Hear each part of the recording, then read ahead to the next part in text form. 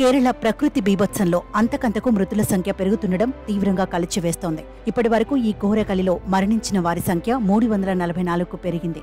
మరో 281 మంది ఆచూకీ గల్లంతైంది.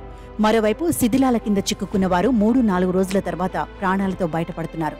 దీంతో గల్లంతైన వారి కోసం ప్రస్తుత టెక్నాలజీని రంగంలోకి దించారు. రాడార్ టెక్నాలజీతో కొందరు మృతదేహాల కోసం రెస్క్యూ బృందాలు ఇప్పటికీ ముమ్మరంగా గాలింపు చర్యలు కొనసాగుతోంది. తాజాగా సహాయక చర్యల్లో మలయాళం సూపర్ స్టార్ మోహన్ లాల్ కూడా పాల్గొన్నారు. గౌరవ లెఫ్టినెంట్ కల్నల్ హోదాలో ఆయన వయనాడ్లోని ప్రభావిత ప్రాంతాలకు వెళ్లారు. 122 ఇన్ఫాంట్రీ బెటాలియన్తో పాటు అక్కడ రెస్క్యూ ఆపరేషన్ చేపట్టారు.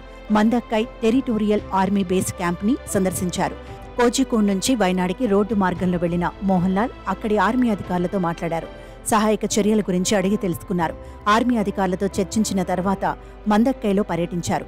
మందక్కైతో పాటు పుంచిర్ మట్టోం ప్రాంతాల్లోనూ పర్యటించారు. మందక్కైలో దాదాపు 10 నిమిషాల పాటు గడిపారు. 2009లో మోహన్ లాల్కి లెఫ్టినెంట్ కల్నల్ పోస్ట్ ఇచ్చారు. ఈ విషాదం తీవ్రతను అర్థం చేసుకుని ఇక్కడికి వచ్చినట్టు వెల్లడించారు మోహన్ లాల్.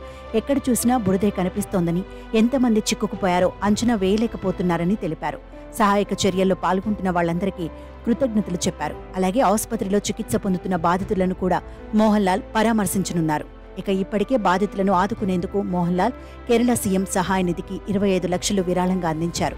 ఈ క్రమంలో బాధిత కుటుంబాలను ఆదుకునేందుకు ప్రభుత్వంతో పాటు దేశవ్యాప్తంగా పలువురు సినీ రాజకీయ ప్రముఖులు ముందుకు వస్తున్నారు.